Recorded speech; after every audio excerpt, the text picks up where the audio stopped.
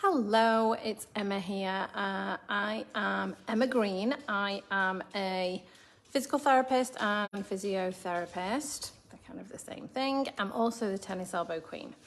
And so I have been helping tennis elbow clients for the past 14 years now. Long time. And I've had a couple of questions this week, and I thought, it's time that I did a video about explaining what actually is tennis elbow. So tennis elbow is a tendon problem. So let's back up a little bit. What is a tendon? A tendon is a connective tissue that basically attaches the muscles to the bones. So that's all a tendon is. It's connective tissue. But if there weren't tendons, then the muscles wouldn't be able to attach to the bones, and then you wouldn't be able to move. So that's what tendons do. So when we're talking about tennis elbow, it's this muscle group here in the forearm, and they attach onto that bony part of the elbow, and it's the tendon that attaches that. I'm sorry for Bez in the background. I think somebody's walking past. So the tendon that's affected in tennis elbow basically attaches the forearm muscles, of which there are several. The common extensor tendon attaches all of those muscles to that bony part of the elbow. Now, if we were to sort of like investigate a normal tendon, and what you can do is you can do an ultrasound scan. So it's an imaging. It's not a treatment, because I know some of you may have had ultrasound treatment on tennis elbow. It's not that. It's kind of similar, but an ultrasound scan, when we use it for imaging, is more like the scans that they do on pregnant ladies where you can see the baby inside. So it's a form of imaging. And so you can image anything really in the body. You can image all the soft tissue. So you can image this tendon. And if you were to image a normal tendon, imagine a rope. Imagine a tightly wound up rope. It's all the fibers are pointing in the same direction. They're all closely packed. That's what a normal tendon should look like on imaging.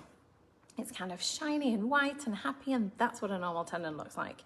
Now, when you start to get a problem like tennis elbow, imagine that rope unraveling. So the fibers start to come apart, cells get in there that shouldn't be there. It's not uniform, it's not tightly packed together, it's all a bit more haphazard. And imagine it going from like shiny and white, nice tendon, to brown and just almost like fuzzy because of all of the cells that shouldn't be there that are hanging around. That's what an unhappy tendon, like a tendon in tennis elbow, looks like. Now, in the olden days, there used to be a lot of different treatments to basically try and heal tennis elbow. So talking about things like ultrasound treatment, it has been a common treatment for tennis elbow in the past. Injections were a very common treatment for tennis elbow in the past. And so these were the type of treatment techniques that were used to try and heal tennis elbow. And it really was like the flip of a coin, because 50% of people would get better and 50% of people wouldn't. And we didn't really know who would and who wouldn't, and how that would be split. It was just like literally the luck of the draw, like a flip of a coin. And so the 50% of people wouldn't get better, 50% of people would. If you did that ultrasound scan on those 50% of people who didn't get better, obviously you would still see that degenerate tendon, that kind of rope unraveled, that unhappy tendon. If you did an ultrasound scan on the people that had got better, it would still look degenerate. It would still look unraveled. It would still look unhappy. So the tendon had not actually healed with those treatment techniques. The symptoms had settled down, but the tendon itself had not healed. And so that was very often why it would come back.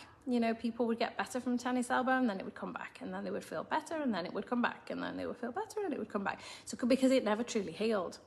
So that's kind of how it used to be managed in the olden days. And then about 25 years ago, which is kind of a long time now, 25 years ago, there was a group of researchers in Scandinavia, and they were looking specifically at Achilles tendon problems. And so they took that 50% of people who didn't improve, who had failed the regular sort of treatments, and this sort of subset of patients were actually runners. So you can imagine Achilles tendon problems, so you've got that they've got basically tennis elbow, in their Achilles, around their ankle, around their heel, and they can't run. So this group of runners, they were sitting on a waiting list waiting for surgery to their Achilles because they couldn't run, treatment had failed them, and they were just at the end of, their tether. And so the researchers took this group of people and they put them through a specific treatment program that they had devised, and every single one of them got better. Every single one of them did not need surgery. And they were kind of like, oh, we found something here. So when they did the ultrasound scans on the tendon as well, they saw that it had reversed that degeneration. So imagine that rope that's unraveled, imagine it tightening back up, and they were reversing that degeneration, which is not something we can say very often in healthcare. And especially when you use a word like degeneration, we often think of aging degeneration, and we can't reverse that. That doesn't happen. But the degeneration that occurs in the tendon with tennis elbow is reversible with the right treatment protocol and with the right treatment techniques. That can be reversed. And that's what they found 25 years ago. And, the research is out there. You can look it up. Alfredson is the lead researcher on this. It's Alfredson with a double S. So you can find that research. It's all out there. And so, 14 years ago, when I was trying to figure out how best to heal Buddy, who was a professional drummer, who is a professional drummer, who couldn't play, I found lots and lots of research telling us what didn't work, but nothing really that told us what did.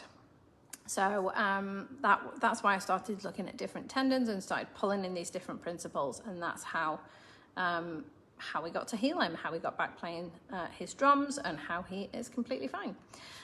So that's what tennis elbow is. It is a degenerative, generally due to overuse, problem of a tendon.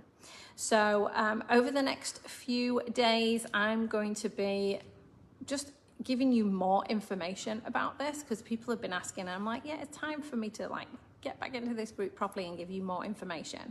So be looking out for more information. I'm going to be putting it out there. If you have questions, let me know, because this video today has come from a question that was asked, and I'm more than happy to do more videos answering questions. So please feel free to put your questions in the group or put questions underneath this video. That would be amazing, and I will answer your questions. So I hope that helps. I hope that gives you a little bit of an idea of what tennis elbow is, what it actually, the tissues that it affects, and the fact that it can be completely reversed, which is amazing, because like I say, in healthcare, it's not often we can say that, but we can with this issue. So have an amazing day. If you are anywhere near me, stay cool, because it's flipping hot at the moment out there. And if you're in the US, have an amazing holiday weekend, and I will see you all soon. Take care. Bye.